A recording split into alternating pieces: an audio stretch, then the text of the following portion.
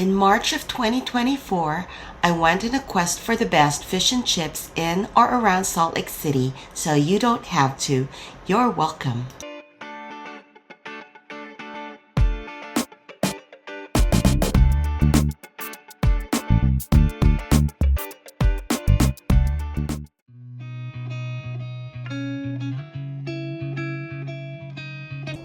I've loved the food at the Outpost on the west end of Main Street in Grantsville, so I had high hopes.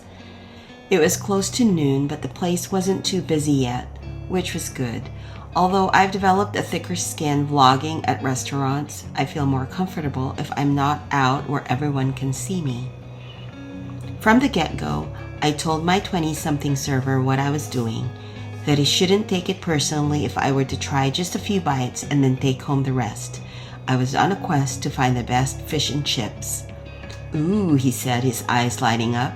That sounds fun. I wanted to say, yeah, at first it sounded super fun too. Nowadays it feels a little like I'm force-feeding myself fish and fries. But somebody's gotta do it. So I just smiled and said, yeah, it is. The fish and chips meal came with 3 pieces of breaded cod, steak fries, coleslaw, and soup. I wasn't going to get soup, but when he said shrimp chowder, I had to try it. It was so good with some plump shrimp, scallops, and soft potato in a creamy sauce. I took a couple of bites so I would have room for the main event, but I could have kept going. My server brought out a plate with massive steak fries and 3 pieces of fish. The fish was nice and crisp with a light flavor. The coleslaw was excellent, some of the best I've had. After I got my taste and footage and paid, I passed my server on my way out. He said, enjoy your day and good luck with your quest for the best.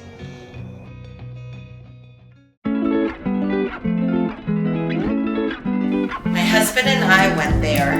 It was middle of the afternoon. Not really crowded, but you could tell just by looking around that it was the ski crowd. People were wearing some ski outfits and just looked like they had a fun day out in the mountains and in the sun. I ordered the fish and chips. My husband ordered their seafood pasta special, which was a red seafood sauce. So when I got my order of fish and chips, I was a little surprised that for the price, which was $26.99, the fish weren't very big. But I gave it a try. This is the best fish and chips in Salt Lake City.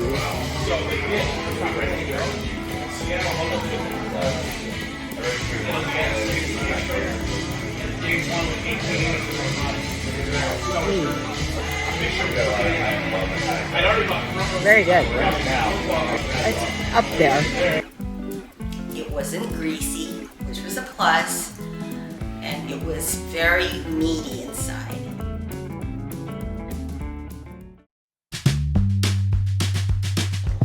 I suppose I could have guessed as much, that a restaurant with the name of Hook and Ladder would have something to do with firefighters, considering I write firefighter romances.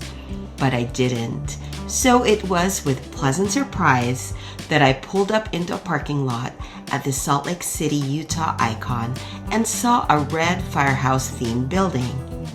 Inside, on one wall, was a tribute to the local fire unit.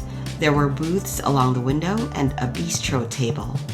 I chose to sit at the bistro table, thinking it would be more visually appealing for when I could set up a shot of myself sitting at it. One of the things that sets this place apart from the other places that I've gone so far is that there's a lot more choices on the menu than just fish and chips, which would make my husband happy. They had burgers, tacos, ice cream, and more. While I was waiting for my order, a customer asked for a burger with a fried egg over easy. I had the seafood special, which was 3 pieces of cod, 6 shrimp, fries, and a toasted roll. The fish was crisp on the outside and flaky on the inside, so that it was delicious, but I realized I prefer a meatier fish. The fries were okay, kind of on the thin side, which dried them out just a little bit. I discovered later that you could get English chips from this restaurant. It was nice to have all the sauces. my fish actually tasted really good with a malt vinegar. It cost about $14, which is on the lower end of fish and chips that I've tried so far, and it's a really good value. The best thing? The vintage atmosphere is just really fun. The whole firehouse theme makes it all special.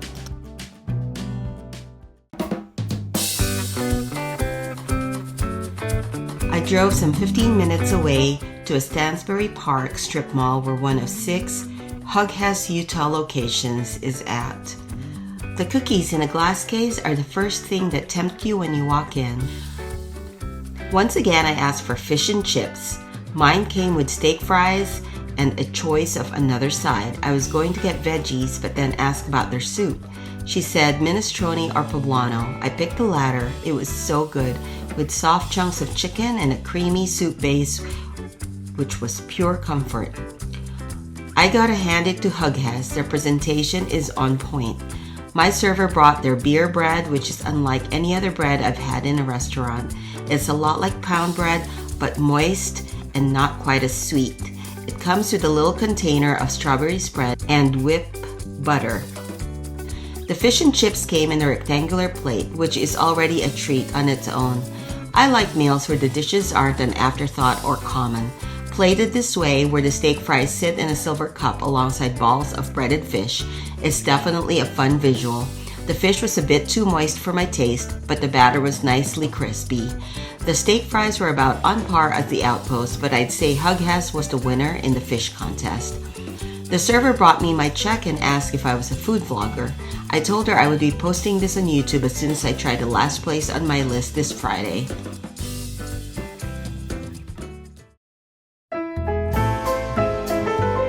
After watching Fiddler on the Roof at Hill Center Theater, Drew and I went to the Tin Roof Grill, where I had, yep, you guessed it, fish and chips.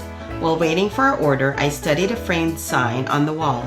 Guy Fieri made this a stop on his Dives and Diner show. The fish is haddock. The serving portion is the biggest that I've had so far.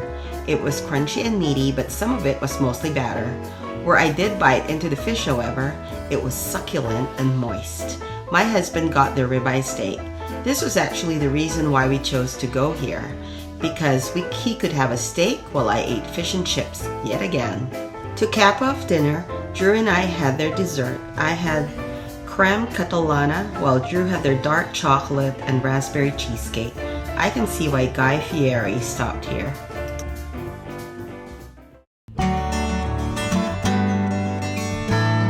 Ty's Fish and Chips was our third restaurant, and by now my husband was very reluctant. He's kind of sick of fish and chips. To be honest, I was actually thinking, ugh, not another fish and chips. But holy fish, it was so good. The owner of the restaurant, Ty, helped us at the counter. I got a 2-piece fish and my husband got shrimp. I got given 3 pieces by accident, but Ty said to go ahead and keep it. For the fries, I chose the truffle sauce, which is like elevated mayo. I prefer the ketchup, but my husband really liked it. We also got a couple of the other sauces, tartar and mango curry. The star of the meal was the fish. It was so light on the inside and tender crisp on the outside. I had read some reviews saying the portions weren't a lot of food, but it was for me. I ate 1.5 pieces and I was full. Drew really liked it. In fact, he said that so far of the 3 we have tried, this was his favorite. The secret to this one? Ty uses red snapper for the fish, which makes for a really light and good flavor.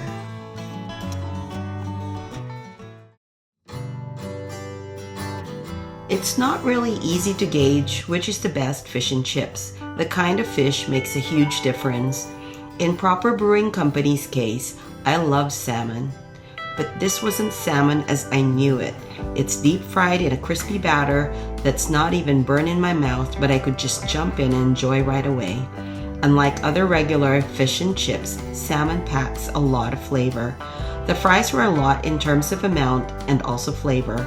I don't know what they season it with, but it was a good salty.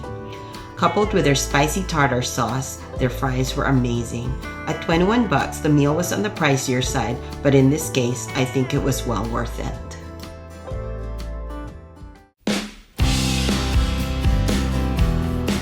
Summer Hayes Halibut and Chips is a fun, brightly decorated restaurant on Highland Drive. My husband and I took our grandson with us. I got the 3-piece halibut and chips for $18.90. It came with steak fries and coleslaw. I also got their lobster bisque. I remembered that they serve English-style Piccadilly chips, so I went back to order them. Normally, they charge extra, but the server said they would just throw it in. The fish had just the right amount of crisp. Inside was fluffy halibut. It was seriously one of the best breaded fish I've ever had. The Piccadilly chips were cute with a nice crispy coating, not as heavy as French fries, which I liked. When I complimented the staff on how good the food was, they smiled and said, "There's a cult around it." I can believe that.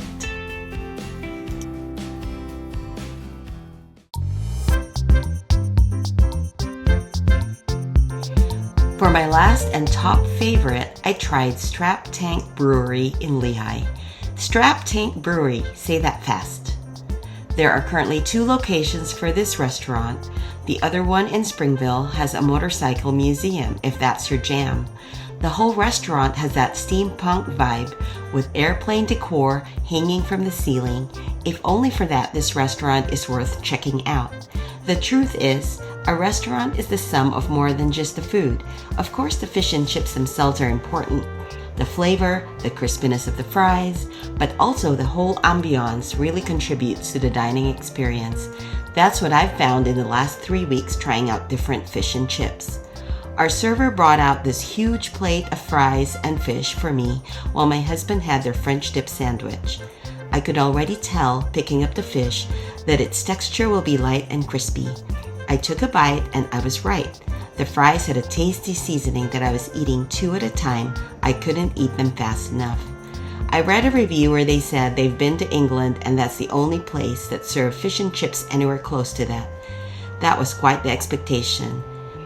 Did Strap Tank Brewery meet it today? Absolutely. So there you have it. I hope you get a chance to try some of these really awesome restaurants. And if you know of others, please leave them down in the comments and I'd love to try them sometime. Thanks for watching and don't forget to like and subscribe.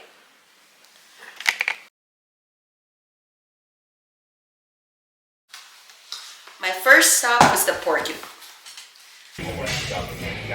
See, is this the best? What is it called?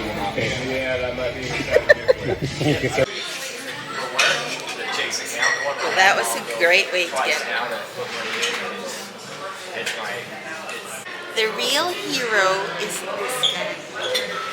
Always being willing to take me somewhere where there's fish and chips.